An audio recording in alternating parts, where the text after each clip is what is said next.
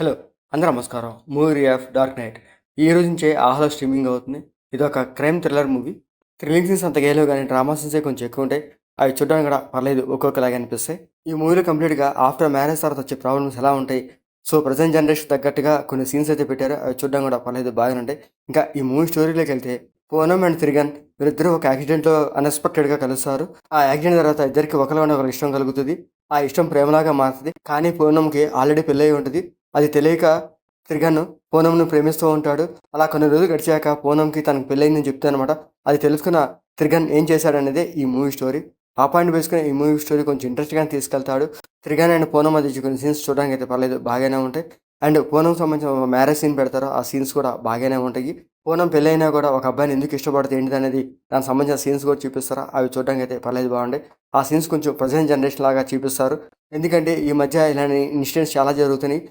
పెళ్ళయ్యాక ప్రేమించిన అబ్బాయిని దగ్గర పెట్టుకొని తన హస్బెండ్‌నే చంపేస్తూ ఉన్నారు. సో, ఇలాంటి సీన్స్ జరుగుతూ ఉంటాయి. ఈ మూవీలో కూడా అలాంటి సీన్ ఒకటి పెడతారు. ఆ సీన్ చాలా రియలిస్టిక్‌గా అనిపిస్తది. కొంచెం ఎమోషనల్ కూడా అనిపిస్తది. మన లైఫ్‌లో ఏదైనా జరిగిపోతే అది మళ్ళీ వెనక్కెళ్తే బాగుంటది అనిపిస్తది కదా! సో, ఈ మూవీలో కూడా అంతా జరిగిపోయాక వెనక్కి వెళ్తే ఎలా ఉంటదనేది కూడా క్లైమాక్స్‌లో చిన్న సీన్ అయితే పెడతారు. అది చూడడానికైతే పర్లేదు బాగున్నది. ఒక క్లైమాక్స్‌లో మంచి ఎమోషనల్ పాయింట్ పెట్టుకున్నారు. ఆ ఎమోషనల్ పాయింట్‌తోనే ఈ మూవీ ఎంజాయ్ చేస్తారు. ఇంకా ఈ మూవీలో పూనమ్ క్యారెక్టర్ బాగుంటది.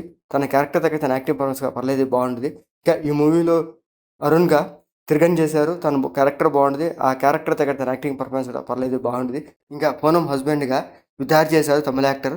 తన క్యారెక్టర్ బాగుంటది. ఆ క్యారెక్టర్ తగ్గట్టు తన యాక్టింగ్ పర్ఫార్మెన్స్ పర్లేదు బాగుంటది. ఈ మూవీ చిన్న స్టోరీ కాబట్టి క్యారెక్టర్స్ తక్కువగా ఉంటాయి. వాళ్ళ మధ్య ఉన్న స్టోరీస్, ఎమోషన్స్ బాగా తీసుకెళ్ళాడు. చూడడానికైతే పర్లేదు బాగుంటది. ఇంకా ఈ మూవీలో బ్లడ్ సీన్స్ గాని, అడల్ట్ సీన్స్ గాని అట్లాంటివి లేవు. మూవీ ఓవరాల్‌గా అయితే పర్లేదు. ఏదో ఒకసారి చూడొచ్చు. ఆహాలో స్ట్రీమింగ్ అవుతుంది. మీకు నచ్చితే చూడండి.